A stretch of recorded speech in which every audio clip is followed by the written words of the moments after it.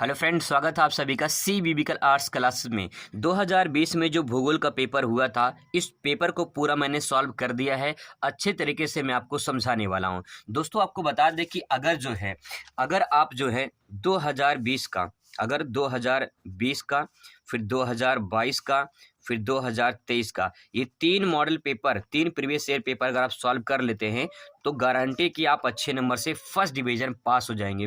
2020 से क्यों मैं बता रहा हूं? क्योंकि 2020 से ही एनसीईआरटी लागू है। एनसीईआरटी जो है ये लागू है, ठीक है। तो 2020 में, अब यहाँ पे 21 में नहीं लिखा है क्योंकि 21 में लोग प्रमोट हुए थे, 21 में पेपर नहीं हुआ था, तो इसलिए तीन पेपर आपके पास है। ये है, इन तीनों पेपर में मैं 2022 का, 2023 का करा चुका हूँ। लास्ट ये 2020 का, इसको भी सॉल्व कर लेते हैं। अगर आप तीनों मॉडल पेपर सॉल्व कर लेते हैं तो 100% गारंटी कि आप फर्स्ट डिवीजन जरूर पास हो जाएंगे। ऐसा क्यों मैं बोल रहा हूँ? ऐसा इसलिए दोस्तों कि बार बार क्वेश्चन रिपीट होते हैं और क्वेश्चन अलग अलग सेटों में पूछे जाते हैं।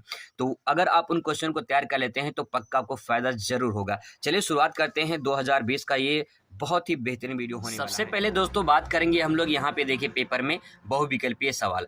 तो बहुविकल्पीय सवाल में पहला सवाल देखिए, सुएज नहर जोड़ती है। अब ये चैप्टर जो है पहले 2020 में जो कोरोना काल आया था तो उसी टाइम पे कट गया था। 2020 से 21 में, 22 में कट गया था।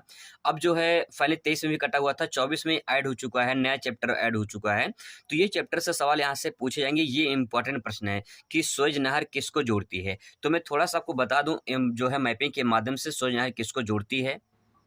सबसे पहले दोस्तों इसका आंसर देख लीजिए। जो पहले का उत्तर आप लिखेंगे इस प्रकार से अपनी कॉपी में, प्रश्नोत्तर नंबर 1 लिखेंगे, जैसे यहाँ पे दिया गया है तो यहाँ पे लिखेंगे प्रश्नोत्तर नंबर 1। इसके बाद जो है लाल सागर और भूमध्य सागर, इस प्रकार से आप लिख देंगे। फिर इसके बाद जो है यहाँ पे जो है आप इस प्रकार से कर देंगे तो आपको जो है पूरा नंबर आपको यहाँ पे 1 नंबर आपको मिल जाएगा, ठीक है। अब यहाँ पे देखिए ये है लाल सागर भूमध्य सागर को जोड़ती है। अब ये मानचित्र में थोड़ा देख लीजिए, आपको समझ में आ जाएगा आसानी से। यहाँ पे आप देख लीजिए, ये देखिए लाल सागर है, ठीक है, ये लाल सागर है और यहाँ पे देखिए भूमध्य सागर है, ठीक है। यहाँ पे ये मिस्र है। यहाँ पे जो आप ये सीन देख रहे हैं, यही वाला पार्ट जो है यहाँ से काट करके यहाँ पे सुएज नहर बनाया गया है, ठीक है। तो ये सुएज नहर जो है लाल सागर और भूमध्य सागर को जोड़ती है, तो यही इसका करेक्ट आंसर हो जाएगा। तो यहाँ पे जो मैंने बताया है लाल सागर और भूमध्य सागर, इस प्रकार से आप यहाँ पे आंसर ले सकते हैं। इसके बाद देखिए दूसरा आंसर क्वेश्चन देखिए, निम्नलिखित में से कौन सा विकास का सर्वोत्तम वर्णन करता है।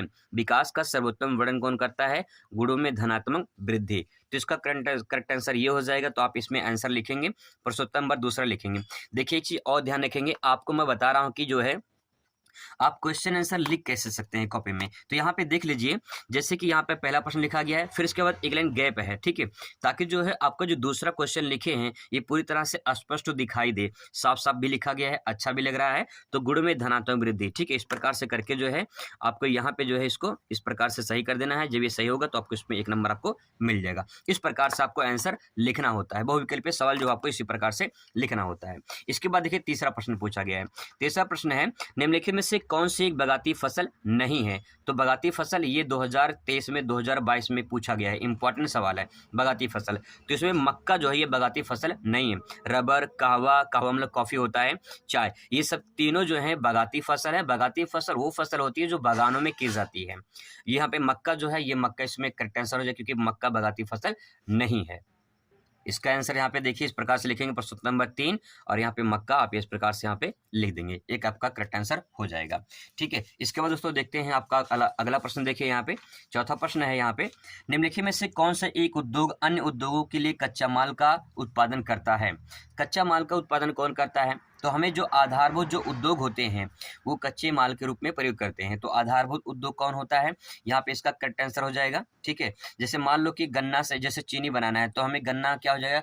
गन्ना हो जाएगा आधारभूत उद्योग, और गन्ना के कच्चे माल के रूप में प्रयोग करेंगे, ठीक है। तो इस प्रकार से हम आधारभूत उद्योग जो है इसमें करेक्ट आंसर हो जाएगा।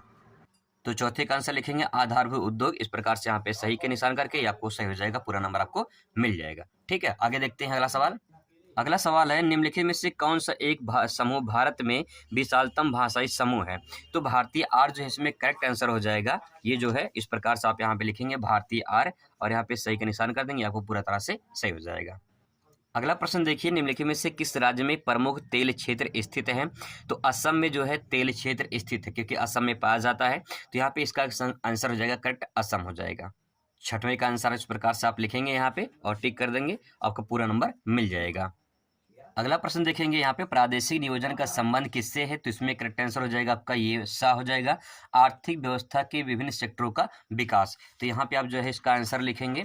एक बात और ध्यान रखेंगे, जैसे मान लो यहाँ पे ये है सा सही है, ठीक है, ये सा सही है, तो आप यहाँ पे सा भी लिखेंगे, ठीक है, ताकि जो है पता चले ये आंसर कौन सा है।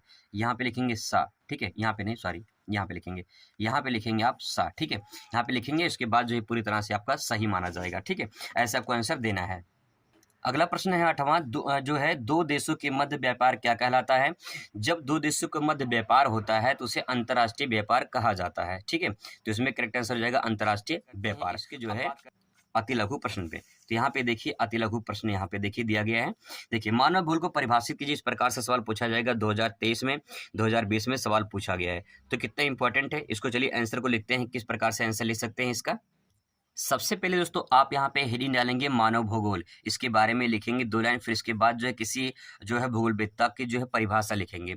तो पहले देखिए, मानव भूगोल मानव तथा पर्यावरण के बीच अंतर संबंधों का अध्ययन को कहते हैं। तो जो मानव भूगोल है वो किसे कहते हैं? पर्यावरण और जो है मानव, इसके बीच में जो अंतर संबंध होता है उस अध्ययन को जो है मानव भूगोल कहा जाता है। मानव है, मानव क्या करता है? पर्यावरण को उपयोग करता है और फिर उसका असर जो है मानव पे पड़ता है, मानव का असर पर्यावरण पे और पर्यावरण का असर मानव पे पड़ता है। तो अंतर संबंध हुआ कि नहीं हुआ? बिल्कुल हुआ। इन अंतर संबंधों के अध्ययन को मानव भूगोल कहा जाता है। अब इसके बारे में एक परिभाषा लिखेंगे, जैसे एलन सैंपल के अनुसार, जो भी आपको इजी लगे आप उसे लिख सकते हैं। तो यहाँ पे देखिए, मानव भूगोल अस्थिर पृथ्वी क्रियाशील मानव के बीच परिवर्तनशील संबंधों का अध्ययन है। तो जो मानव भूगोल है वो अस्थिर पृथ्वी है। क्या पृथ्वी स्थिर है कि अस्थिर है? तो आपका जवाब होगा पृथ्वी अस्थिर है, क्योंकि पृथ्वी गतिशील है और पृथ्वी मानव है, तो पृथ्वी पे मानव कुछ क्रिया कर रहा है, तो पृथ्वी पर जब क्रिया करेगा तो मानव परिवर्तन होगा कि नहीं होगा? बिल्कुल परिवर्तन होगा। इसके बाद क्रियाशील मानव, मानव क्रियाशील है, ठीक है, मानव काम कर रहा है, जब मानव काम करेगा तो परिवर्तन होगा कि नहीं होगा? बिल्कुल होगा। तो अस्थिर पृथ्वी क्रियाशील मानव के बीच जो परिवर्तनशील संबंध है, यानी परिवर्तन हो रहा है, इस संबंध को जो है मानव भूगोल कहा जाता है। ये एलन सैंपल ने कहा है। इस प्रकार से लिखेंगे तब जो है आपको यहाँ पे ये पूरा सही हो जाएगा। और यहाँ पे देखिए आपको इस पे 1 नंबर जो है आपको पूरा मिल जाएगा। अगला प्रश्न देखिए, लिंगानुपात से आप क्या समझते हैं? 2020 में, 2022 में, 2023 में लगातार सवाल पूछा जा रहा है, ठीक है। लिंगानुपात से आप क्या समझते हैं? तो इसको आंसर कैसे लिखेंगे? यहाँ पे देखिए आंसर को जो है आप अच्छे से लिख सकते हैं। सबसे पहले आप यहाँ पे हेडिंग डालेंगे लिंगानुपात, इसके बारे में लिखेंगे, प्रति 1000 पुरुषों के पीछे जो स्त्रियों की संख्या होती है उसी को लिंगानुपात कहा जाता है। तो प्रति 1000 पुरुषों के पीछे जो स्त्रियों की संख्या होती है उसी को लिंगानुपात कहते हैं। इस प्रकार से आप लिखेंगे। इसके बाद जो है उदाहरण के तौर पे लिखेंगे कि 1000 पुरुष पे जैसे कि 943 है, यहाँ पे 943 हुआ क्योंकि 2011 की जनगणना के अनुसार जो है भारत के लिंगानुपात 943 है, ठीक है। तो इस प्रकार से लिखेंगे। यहाँ पे लिखेंगे इसका फार्मूला होता है लिंगानुपात बराबर स्त्रियों की संख्या बटे पुरुषों की संख्या गुणे 1000, ठीक है। अगर आप चाहें तो इसको अच्छे से करके यहाँ पे आप अंडरलाइन भी कर सकते हैं, तो आपको जो है यहाँ पूरा नंबर आपको मिल जाएगा, ठीक है। इस प्रकार से आंसर लिखेंगे तो पूरा का पूरा नंबर आपको मैथ की तरह नंबर मिलता है। अगला प्रश्न देखिए, मानव विकास सूचकांक से आप क्या समझते हैं? 2020 में, 2022 में सवाल पूछा गया है। मानव विकास सूचकांक यानी पूछा है ह्यूमन डेवलपमेंट इंडेक्स के बारे में पूछा है। मानव विकास सूचकांक क्या होता है, इसको आंसर को समझते हैं। तो देखिए 11 नंबर यहाँ पे लिखेंगे, क्वेश्चन नंबर प्रश्नोत्तर नंबर 11, फिर एक लाइन छोड़ देंगे ताकि ये स्पष्ट दिखाई दे और अच्छा भी लगे और आपको पूरा नंबर इसमें मिलेगा, ठीक है। इस प्रकार से लिखेंगे। मानव विकास सूचकांक मानव विकास को मापने की एक छोटी सी इकाई मानी जाती है तथा मानव का शिक्षा स्वास्थ्य का उपयोग भी मापा जाता है। इसे एचडीआई के नाम से भी जाना जाता है। तो इस प्रकार से आप लिखेंगे कि यहाँ पे देखिए कितना पूछा है, जितना पूछेगा उतना ही लिखेंगे। यहाँ पे 1 नंबर में पूछा है तो अगर आप इतना लिख देंगे तो पूरा नंबर आपको जो इस पे यहाँ पे 1 नंबर आपको इस पे मिल जाएगा, क्योंकि आपने सही लिखा है। इसमें होता क्या है, जो एचडीआई होता है ये मानव विकास, मानव कितना विकास कर चुका है उसको मापते हैं, ठीक है। यहाँ पे स्वास्थ्य भी नापा जाता है कि मानव कितना स्वस्थ है। आज की डेट में बहुत सारे प्रदूषण फैल रहे हैं, तो उसकी वजह से मानव जो है कहें कि आप दिल्ली को देख लीजिए, दिल्ली में तो स्कूल वगैरह बंद हो जाते हैं, है ना, तो समस्या बहुत ज़्यादा है। इस प्रकार से देख सकते हैं। तो शिक्षा में मानव कितनी प्रगति कर चुका है, कितनी साक्षरता दर बढ़ चुकी है, कितनी कम हुई है, किस राज्य में कम हुई है, किस राज्य में ज़्यादा हुई है। तो इस प्रकार से मानव विकास को मापा जाता है। इसे एचडीआई के नाम से जाना जाता है। एचडीआई मतलब ह्यूमन डेवलपमेंट इंडेक्स के नाम से जाना जाता है। अगला सवाल है, चतुर्थक सेवाओं का वर्णन कीजिए। तो चतुर्थक सेवाएं क्या है, 1 नंबर में सवाल पूछा है, इसका भी आंसर देख लीजिए। यहाँ पे इसका आंसर देखिए, यहाँ पे लिखेंगे आप 75 नंबर। देखिए एक चीज़ और ध्यान रखेंगे, यहाँ पे जब ये आंसर लिखा गया है तो इसके बाद देखिए यहाँ पे 2 लाइन का गैप है, ताकि जो ये आंसर अलग जो है पूरी तरह से दिखे और जो है आपका कोई भी नंबर यहाँ पे कटे ना, ये बहुत बड़ी चीज़ होती है। कुछ लोग ऐसे होते हैं जो उसी में सटा-सटा के लिख देते हैं, पता नहीं चलता है। एग्ज़ामिनर इतना फ़ास्ट कॉपी चेक करते हैं कि आपको पता भी नहीं है। तो इसीलिए जो है थोड़ा-सा एक गैप करके लिखेंगे, अच्छा लिखेंगे तो आपको अच्छा दिखेगा और अच्छा नंबर भी मिलेगा। इस प्रकार से लिखना चाहिए। तो यहाँ पे चतुर्थक सेवा में देखिए क्या लिख सकते हैं, चतुर्थक क्रियाकलाप सेवा क्षेत्र के ही विकसित रूप है। यानी जो तृतीय क्षेत्र है, तृतीय क्षेत्र को सेवा क्षेत्र के नाम से जाना जाता है और उसी तृतीय क्षेत्र को विकसित कर दिया गया है तो उसे चतुर्थक सेवा के रूप में जाना जाता है। इसके अंतर्गत अनुसंधान मतलब शोध होता है, अन्वेषण यानी खोज, सूचना तकनीकी, विश्वविद्यालय शिक्षक, चिकित्सक, वकालत आदि आते हैं। किस प्रकार से आप इसको आंसर लिख सकते हैं, आपको यहाँ पे 1 नंबर आपको आसानी से मिल जाएगा। चतुर्थक सेवा किसे कहते हैं, यही आपको इसमें बताना होता है। अगला पॉइंट आप ये दे सकते हैं, आप यहाँ पे भारत के 2 जूट उत्पादक राज्यों के नाम लिखिए। तो भारत में 2 जूट उत्पादक राज्य कौन से हैं, उनके बारे में बताना है। देखिए 2 जूट बताना है तो यहाँ पे आधा नंबर तब जाके पूरा आपको 1 नंबर मिलेगा। तो आपको 2 राज्य बताने हैं, ठीक है। 2 राज्य कौन कौन से हैं इसको भी देख लेते हैं, कौन कौन से राज्य यहाँ पे आप ले सकते हैं। देखिए आपका यहाँ पे पश्चिम बंगाल हो जाएगा, असम हो जाएगा, बिहार भी ले सकते हैं। तो ये 2 जूट पहले इस प्रकार से, ठीक है। तो यहाँ पे जो है आप यहाँ पहला नंबर, यहाँ पे दूसरा नंबर, आप सिर्फ 2 ही पहला और दूसरा लिख देंगे तब भी जो है आपका आंसर करेक्ट माना जाएगा, ये पूरी तरह से सही माना जाएगा, ठीक है। इस प्रकार से आंसर लिखना होता है। अगला प्रश्न यहाँ पे देख लीजिए, भारत के पूर्वी तट पर स्थित 2 पत्तन बंदरगाहों के नाम बताना है। तो पूर्वी तट पे स्थित 2 पत्तन के नाम बताना है। अब यहाँ पे देखिए सबसे पहले आप मानचित्र देख लीजिए, ये भारत का मानचित्र है, ठीक है। ये जो है आपका जोन जो बनेगा, जो दिशा बनेगा, ये बनेगा पश्चिम, ठीक है, पश्चिम दिशा बनेगा। और जो ये बनेगा आपका पूर्व दिशा बनेगा, ठीक है। यहाँ पे एक सवाल क्या पूछा है कि पूर्वी तट पर, ठीक है। तो पूर्वी तट क्या हो जाएगा, ये हो जाएगा। तट मतलब किनारा होता है, यहाँ पे समुद्र है, ठीक है, ये समुद्र है। तो समुद्र के तट पे, पूर्वी तट पे जो बंदरगाह है उसका नाम बताना है, ठीक है। तो यहाँ पे देखिए पश्चिम बंगाल में कोलकाता यहाँ पे हो जाएगा, यहीं पे हल्दिया भी है, ठीक है। ये विशाखापट्टनम भी है, यहाँ पे ये पड़ता है आंध्र प्रदेश में, और यहीं पे जो है उड़ीसा में जो है पारादीप है। तो 2 बताना है, तो 2 आपको आंसर लिखना है। तो 2 आंसर आप इस प्रकार से लिख सकते हैं। सबसे पहले आप हेडिंग डालेंगे भारतीय पूर्वी तट पर स्थित 2 जो है बंदरगाह, इसके बारे में देखिए। पहले यहाँ पे लिखे विशाखापट्टनम आंध्र प्रदेश में है, ठीक है। पारादीप कहाँ पे, उड़ीसा में है। तो इस प्रकार से जो है अगर आप आंसर देते हैं तो पूरा नंबर मिलेगा। यही सही तरीका होता है कॉपी लिखने का। बहुत सारे लोग होते हैं कॉपी लिखते हैं लेकिन कॉपी लिखने का तरीका नहीं पता होता अच्छे तरीके से। तो इसीलिए अगर आप कॉपी इस प्रकार से लिखेंगे, देखिए यहाँ पे लिखा है प्रश्नोत्तर नंबर 14, फिर हेडिंग डाला गया है, अंडरलाइन किया गया है, स्पष्ट दिख रहा है, साफ दिख रहा है, अच्छा लिखा गया है, तो पूरा नंबर जरूर मिलेगा। इस प्रकार से लिखेंगे आप। इसके बाद अगला प्रश्न देखिए, यहाँ पे अगला प्रश्न है सड़क परिवहन के 2 लाभ बताना है। 2 लाभ बताना है, 1 नंबर आपको मिलेगा। तो इसको आंसर लिखिए। अब यहाँ पे दे सकते हैं आपके अगले प्रश्न के बाद जो गैप यहाँ पे दे सकते, 2 लाइन गैप है, इसके बाद आसानी से जो है एक टीचर को समझ में आ जाए कि यहाँ पे जो है ये प्रश्न नंबर अलग है। अब 2 लाभ बताना है इसमें। तो देखिए यहाँ पे सड़क परिवहन के क्या लाभ है। सड़क परिवहन घर घर पहुंचाने वाला सबसे सस्ता एवं सुलभ साधन माना जाता है। सही बात है। जो सड़क परिवहन है आपके घर से, जैसे मान लो कोई सऊदीया से आता है तो सऊदीया से आएगा, दिल्ली या लखनऊ में उतर जाएगा, फिर घर तक तो जहाज नहीं पहुंचाएगा ना। तो सड़क परिवहन क्या होता है, सड़क परिवहन भाई घर घर पहुंचाता है। तो पहला पॉइंट ये हो जाएगा, ठीक है। दूसरा देखिए, सड़क परिवहन के द्वारा व्यापारों में तीव्र गति से वृद्धि हुई है। अगर मान लो कोई वस्तु आसानी से किसी दूसरे स्थान पर लेकर जाना है, आसानी से लेकर जा सकते हैं, ठीक है। तो यहाँ पे सड़क परिवहन के इस प्रकार से 2 लाभ आसानी से आप लिख सकते हैं। अगला प्रश्न देखिए, 16 नंबर क्वेश्चन, उद्योग के स्थानीयकरण के 2 कारकों की उल्लेख कीजिए। तो 2 कारक बताना है, सिर्फ 2 हेडिंग डाल देना है बस, और कुछ नहीं करना है, क्योंकि 1 नंबर है, ज्यादा टाइम बर्बाद नहीं करना है। जो अति लघु सवाल होते हैं उस पर ज्यादा टाइम बर्बाद नहीं करना होता है।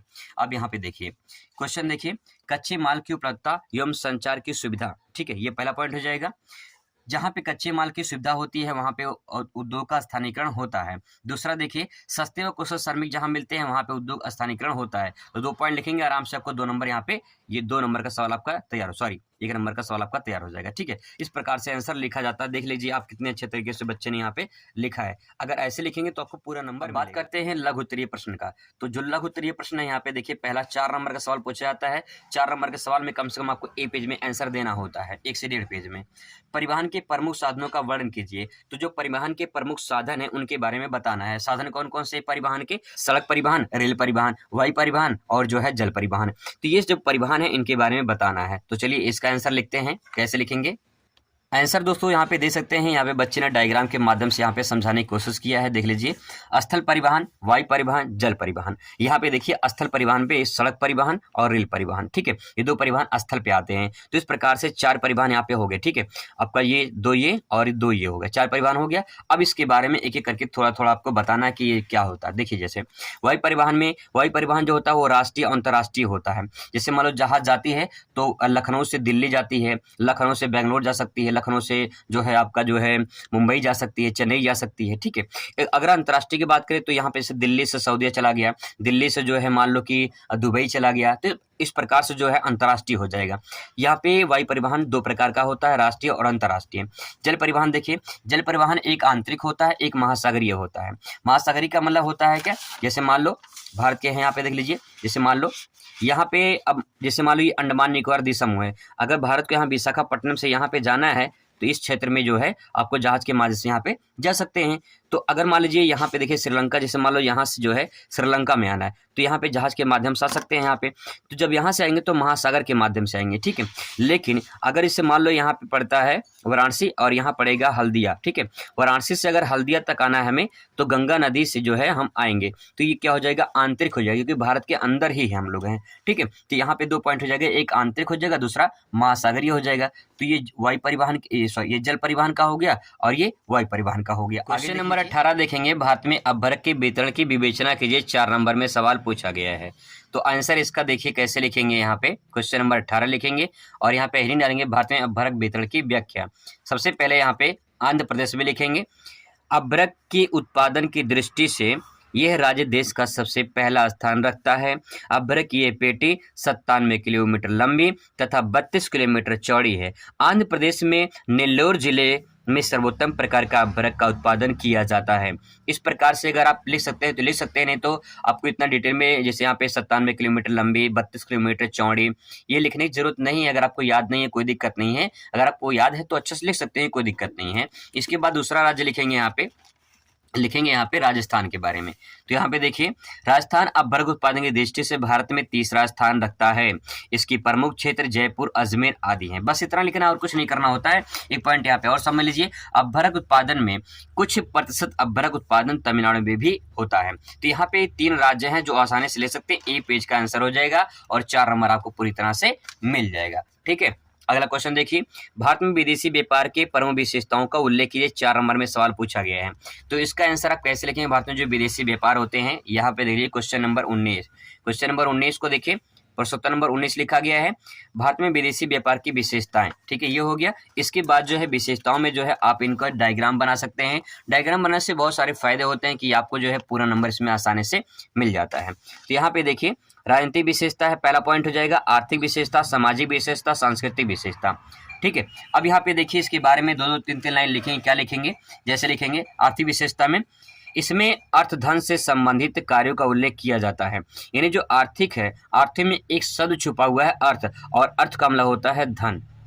धन संबंधित जो क्रियाएं होती हैं उससे संबंधित जो है हम विदेशी व्यापार में उल्लेख करते हैं। यानी कहने का तात्पर्य यह है कि जब विदेशी व्यापार होता है, जब किसी देश में दूसरे देश में व्यापार होता है, तो उसमें सबसे मोस्ट इम्पोर्टेंट क्या होता है, धन होता है। पैसा होगा तो आयात होगा, पैसा होगा तो निर्यात होगा, ठीक है। तो कहने का तात्पर्य सारा खेल किसका है, इसमें धन का है। आगे देखिए, राजनीतिक विशेषता में क्या लिखेंगे, राजनीतिक विशेषता में राजनीति से संबंधित कार्यों का उल्लेख किया जाता है। तो यहाँ पे ये शब्द आप इस्तेमाल जरूर करेंगे क्योंकि उसमें शब्द में राजनीति छुपा हुआ है, ठीक है, राजनीति। आगे देखिए अगला पॉइंट यहाँ पे ले सकते हैं, सामाजिक विशेषता। सामाजिक विशेषता में समाज से संबंधित कार्यों का वर्णन किया जाता है, और सांस्कृतिक विशेषता में अपनी संस्कृति जैसी बातों का अध्ययन किया जाता है। तो ये पॉइंट आराम से 2-3 लाइन बना के ले सकते हैं। इसमें बच्चे ने इस प्रकार से लिखा, आप आसानी से इसको समझ सकते हैं। अगला क्वेश्चन यहाँ पे देख लीजिए, मानव स्वास्थ्य पर वायु प्रदूषण के प्रभावों की जो है व्याख्या कीजिए। तो मानव स्वास्थ्य पर प्रभाव की जो है व्याख्या करना है, तो यहाँ पे जो है आप इस प्रकार से इसका आंसर यहाँ पे लिख सकते हैं। क्वेश्चन नंबर 20 लिखेंगे, इसके बाद जो है इसका आंसर लिखेंगे। देखिए, आप चाहें तो इसको हेडिंग में बना के लिख सकते हैं, 1 नंबर 2 नंबर इस प्रकार से लिख सकते हैं। मानव स्वास्थ्य पर वायु प्रदूषण निम्नलिखित प्रकार से प्रभाव डालता है। अब यहाँ पे डैश करके यहाँ पे नंबर 1 लिखना चाहिए था बच्चे को, यहाँ पे इस प्रकार से लिख सकते हैं, मानव का वायु प्रथम मूलभूत आवश्यकता होती है, ठीक है, ये पहला पॉइंट हो गया, ठीक है। यहाँ पे दूसरा पॉइंट लिखेंगे, वह CO2 O2 sorry O2 oxygen को ग्रहण करता है और CO2 को बाहर निकालता है। जैसे पेड़ पौधे ग्रहण करते हैं, हम O2 को ऑक्सीजन के रूप में देते हैं, O2 नहीं CO2 देते हैं, ठीक है, CO2 देते हैं और फिर हमें पेड़ पौधे क्या देते हैं, ऑक्सीजन देते हैं। मतलब इस क्वेश्चन को आप आराम से बना के ले सकते हैं, जैसे यहाँ पे लिखा गया है, ठीक है। आप इसको हेडिंग बना के ले सकते हैं तो आपको पूरा नंबर इसमें मिल जाएगा। आगे देखते हैं, अगला क्वेश्चन देखते हैं, मिश्रित कृषि की विशेषताओं का वर्णन कीजिए। तो मिश्रित कृषि की जो विशेषताएं हैं उसके बारे में आप यहाँ पे लिख सकते हैं। क्या लिख सकते हैं, जैसे देख लीजिए, फटाफट देख लेते हैं इसको। क्वेश्चन नंबर 21 का देखिए, मिश्रित कृषि की विशेषताएं, ठीक है, और इसके बारे में जो है पहला दूसरा तीसरा, इस प्रकार से 4 पॉइंट आप यहाँ पे ले सकते हैं, ठीक है। जैसे देख लीजिए, मिश्रित कृषि में एक साथ कई प्रकार की कृषि उत्पादन किया जाता है, इसमें पशुपालन का भी सम्मिलित किया जाता है। तो जो मिश्रित कृषि होती है उसमें पशुपालन भी जो है सम्मिलित किया जाता है। आगे देखिए, मिश्रित कृषि में अधिक श्रम, अधिक समय, अधिक पूंजी का भी जो है किया जाता है। मतलब कि मिश्रित कृषि में जो है अधिक समय, अधिक पूंजी भी इसमें लगता है, इस प्रकार से यहाँ पे ले सकते हैं। आगे देखिए, मिश्रित कृषि एक लंबे बड़े भूभाग पर किया जाता है। मिश्रित कृषि जो होती है वो लंबे बड़े भूभाग पर किया जाता है। और चौथा पॉइंट, मिश्रित कृषि में वैज्ञानिक गतिविधियों का भी प्रयोग किया जाता है। मिश्रित कृषि जो होती है बड़े पैमाने पर किया जाता है और उसमें वैज्ञानिक पद्धति का उपयोग किया जाता है, ठीक है। आगे देखिए, क्वेश्चन नंबर, विश्व व्यापार संगठन के आधारभूत कार्य कौन कौन से हैं। इसका आंसर लिखेंगे, विश्व व्यापार संगठन के आधारभूत कार्य। तो यहाँ पे देखिए, आर्थिक, राजनीतिक, सामाजिक, पूंजीवादी, इस प्रकार से 4 हेडिंग लिखेंगे और उसके बारे में यहाँ पे व्याख्या कर देंगे, ठीक है। यहाँ पे व्याख्या कर देंगे। इसका PDF मैं भेज दूंगा, आप वहां से आराम से उसे तैयार कर लेना, ठीक है। बाकी यहाँ पे मैं इसको दिखा दे रहा हूँ। क्वेश्चन नंबर 23 देख लीजिए। क्वेश्चन नंबर 23 में देखिए, यहाँ पे ग्रामीण नगरीय अधिवास में अंतर बताना है 4 नंबर में। तो यहाँ पे देखिए, इस प्रकार से जो है आप इसका आंसर यहाँ पे आप इसको लिख सकते हैं। टेलीग्राम पे मैं इसका जो है PDF भेज दूंगा, वहां से आप इसे तैयार कर सकते हैं, ठीक है। आगे देखिए, क्वेश्चन नंबर यहाँ पे जो है अगला यहाँ पे देख लेते हैं। क्वेश्चन नंबर 24 है, अंतर्राष्ट्रीय व्यापार के आर्थिक महत्व का वर्णन कीजिए। तो क्वेश्चन नंबर चौथा जो इसका है यहाँ पे देख लीजिए, फटाफट देख लेते हैं, टाइम बर्बाद नहीं करते हैं। तो देखिए, अंतर्राष्ट्रीय व्यापार के आर्थिक महत्व में जो है आप 3-4 पॉइंट यहाँ पे आराम से, जैसे यहाँ पे लिखा गया है, इसको आप आराम से लिख सकते हैं। इसके बाद आता है आपका विस्तृत उत्तरीय प्रश्न। इसमें जो है आपको 2 क्वेश्चन लिखना होता है। इसमें कम से कम 6 नंबर का सवाल होता है, कम से कम आपको 2.5 से 3 पेज में लिखना होता है। तो यहाँ पे देखिए, विस्तृत उत्तरीय प्रश्न यहाँ पे लिखा गया है और यहाँ पे डायग्राम मैपिंग का भी प्रयोग करना बहुत इंपॉर्टेंट होता है, ठीक है। इस प्रकार से देखिए, यहाँ पे आंसर लिखा गया है और फिर इसकी व्याख्या भी की गई है। यहाँ पे देख लीजिए, अच्छे से यहाँ पे बच्चे ने जो है यहाँ पे लिखा है, ठीक है। विथ डायग्राम के माध्यम से अच्छे से यहाँ पे प्रेजेंट किया है। यहाँ पे 3 से 4 पेज में जो बच्चे ने आंसर दिया है। इसके बाद क्वेश्चन नंबर आपका आता है अगला 26 नंबर क्वेश्चन, सूती वस्त्र उद्योग के स्थानीयकरण के जो है इसके कारकों के बारे में बताना है। तो यहाँ पे देख लीजिए, यहाँ पे विथ डायग्राम के माध्यम से जो है यहाँ पे लिखा गया है। इसके बाद इनकी व्याख्या की गई है, ठीक है, व्याख्या की गई है। और व्याख्या करने के बाद जो यहाँ पे कम से कम 2.5 पेज में इन्होंने बच्चे ने यहाँ पे लिखा है, ठीक है। तो आप इसे आसानी से ले सकते हैं। इसके बाद आपका आता है यहाँ पे मानचित्र कार्य। मानचित्र कार्य मैं आपको अलग से करवा दूंगा, विश्व और संसार का दोनों आता है, इसमें कोई आपको दिक्कत नहीं होगी, 10 नंबर आपका ये फिक्स हो जाएगा। आई होप आपको ये वीडियो अच्छा लगेगा। मिलते हैं नेक्स्ट वीडियो में। Thanks for watching.